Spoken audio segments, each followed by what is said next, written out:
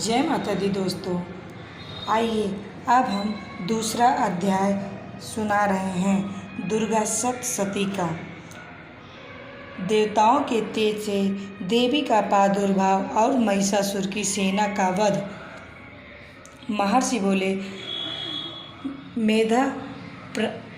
मेधा बोले, प्राचीन काल में देवताओं और असुरों में पूरे 100 वर्षों तक घोर युद्ध हुआ था और देवराज इंद्र देवताओं के नायक थे। इस युद्ध में देवताओं की सेना परास्त हो गई थी और इस प्रकार संपूर्ण देवताओं को जीत महिषासुर इंद्र बन बैठा था। युद्ध के पश्चात हारे हुए देवता प्रजापति श्री ब्रह्मा को साथ लेकर उस स्थान पर पहुँचे जहाँ पर कि भगवान शंकर विराजमान थे। देवताओं ने अपनी हार का सारा वृत्तांत भगवान विष्णु और शंकर जी से कह सुनाया और वह कहने लगे, हे प्रभु, महिषासुर सूर्य, चंद्रमा, इंद्र, अग्नि, वायु, यम, वरुण तथा अन्य देवताओं के सब अधिकार छीन कर सबका अधिष्ठाता स्वयं बन बैठा है। उसने समस्त देवताओं को स्वर्ग से निकाल दिया है। वह मनुष्यों की तरह पृथ्वी पर विचर रहे हैं। दैत्यों की सारी करतूत हमने आपको सुना दी है और आपकी शरण में इसलिए आए हैं कि आप उनके वध का कोई उपाय सोचें। देवताओं की बातें सुनकर भगवान श्री विष्णु और शंकर जी को दैत्यों पर बड़ा गुस्सा आया। उनकी भौहें तन गई और आंखें लाल हो गई। गुस्से में भरे हुए भगवान विष्णु के मुख से बड़ा भारी तेज निकला और उसी प्रकार का तेज भगवान शंकर, ब्रह्मा और इंद्र आदि दूसरे देवताओं के मुख से प्रकट हुआ। फिर वह सारा तेज एक में मिल गया और तेज का पुंज वह ऐसे दिखता था जैसे कि ज्वालामान पर्वत हो। बोलिए नौ दुर्गा मैया की जय। देवताओं ने देखा कि उस पर्वत की ज्वाला चारों ओर फैली हुई थी और देवताओं के शरीर से प्रकट हुए तेज की किसी अन्य तेज से तुलना नहीं हो सकती थी। एक स्थान पर इकट्ठा होने पर वह तेज एक देवी के रूप में परिवर्तित हो गया और अपने अधिकांश प्रकाश से तीनों लोकों में व्याप्त जान पड़ा। वह भगवान शंकर का तेज था। उससे देवी का मुख प्रकट हुआ। यमराज के तेज से उनके शरीर के बाल बने। भगवान विष्णु के तेज से उनकी भुजाएं बनी। चंद्रमा के तेज से दोनों स्तन और इंद्र के तेज से जंघा तथा पिंडली बनी और पृथ्वी के तेज से नितंब भाग बना। ब्रह्मा जी के तेज से दोनों चरण और सूर्य के तेज से उनकी अंगुलियां पैदा हुई। बोलिए नौ दुर्गा मैया की जय। वसुओं के तेज से हाथों की अंगुलियां तथा कुबेर के तेज से नासिका बनी। प्रजापति के तेज से उनके दांत और अग्नि के तेज से उनके नेत्र बने। संध्या के तेज से उनकी भौहें और वायु के तेज से उनके कान प्रकट हुए थे। इस प्रकार उस देवी का प्रादुर्भाव हुआ था। बोलिए नौ दुर्गा मैया की जय। महिषासुर से पराजित देवता उस देवी को देखकर अत्यंत प्रसन्न हुए। भगवान शंकर ने अपने त्रिशूल में से एक त्रिशूल निकालकर उस देवी को दे दिया और भगवान विष्णु ने अपने चक्र में से एक चक्र निकालकर उस देवी माँ को दे दिया। वरुण ने अपने चक्र में से एक चक्र निकालकर उस देवी को दे दिया। वरुण ने देवी को शंख भेंट किया। अग्नि ने इसे शक्ति दी।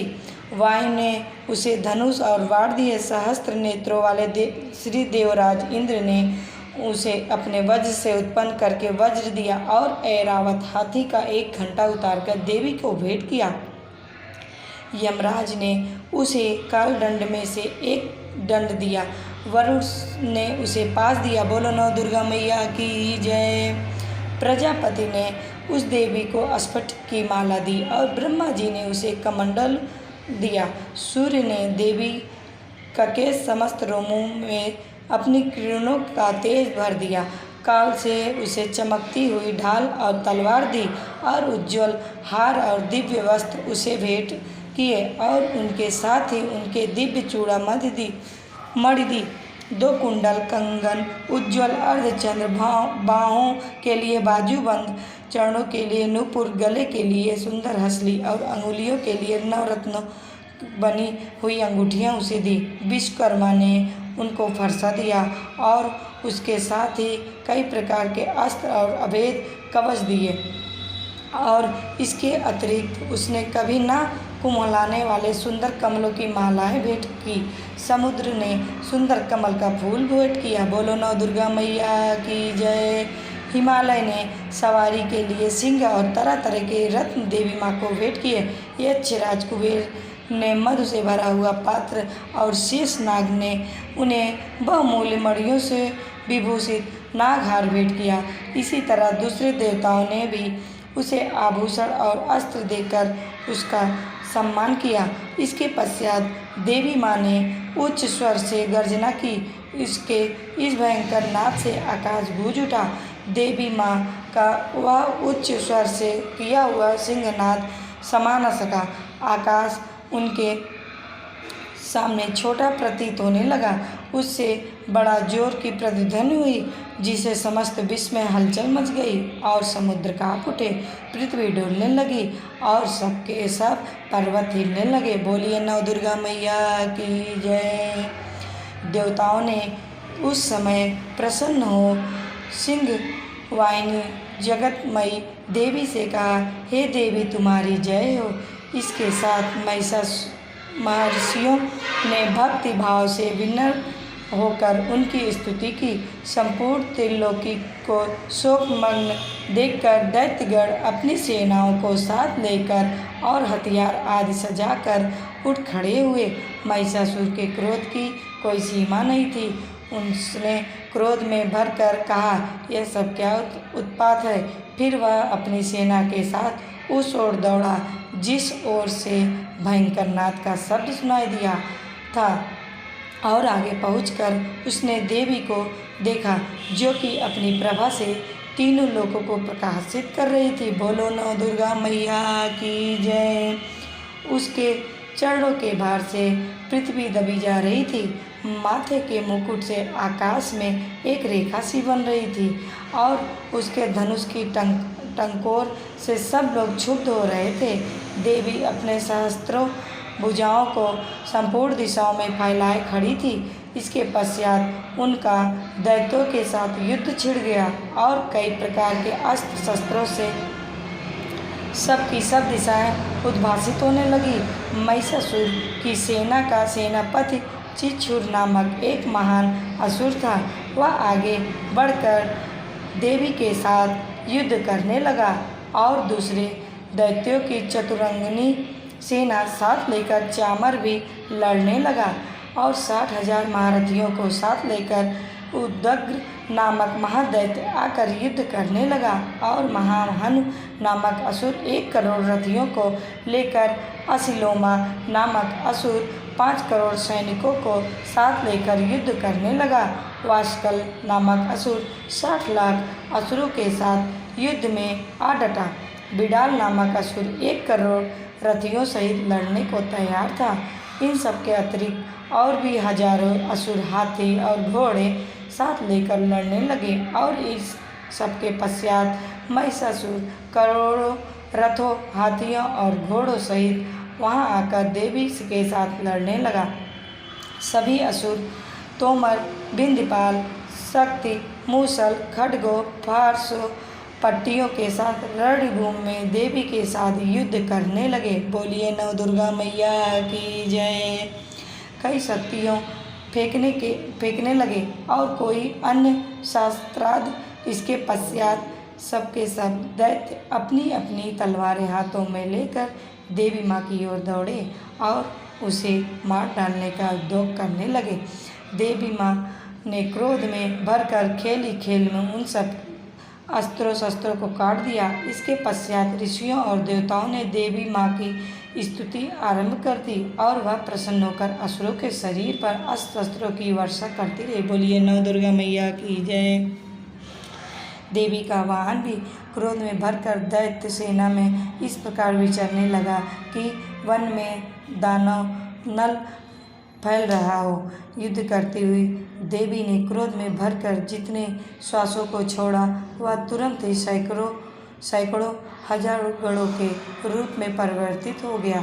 फरसे, भिंदीपाल, खड्ग तथा पट्टिस इत्यादि अस्त्रों के साथ दैत्यों से युद्ध करने लगे। देवी की शक्ति से बढ़े हुए वह गण दैत्यों का नाश करते हुए ढोल इत्यादि से सहस्त्रों असुरों को मार डाला। कितनों को घंटे की भयंकर आवाज़ से ही यमलोक पहुंचा दिया। कितने ही असुरों को उसने पास में बांध कर पृथ्वी पर धर घसीटा।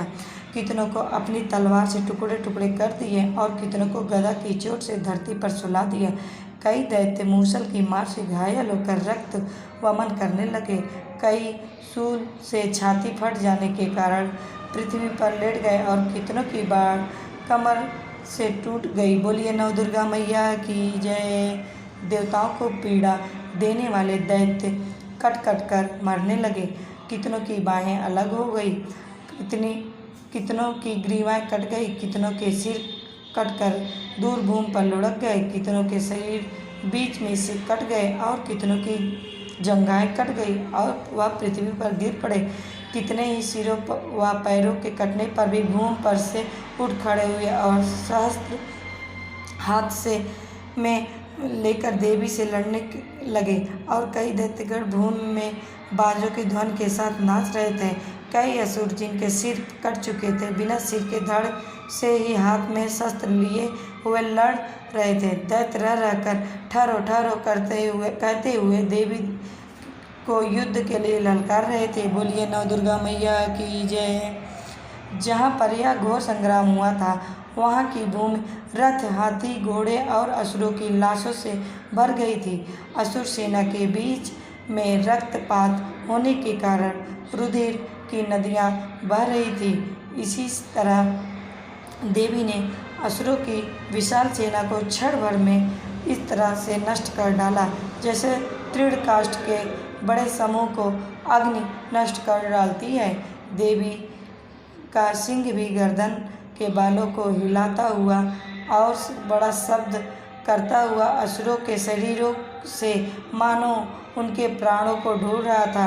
वहाँ देवी के गणों ने जब दैत्यों के साथ युद्ध किया तो देवताओं ने प्रसन्न होकर आकाश से उन पर पुष्प वर्षा की। बोलिए नव दुर्गा मैया की जय।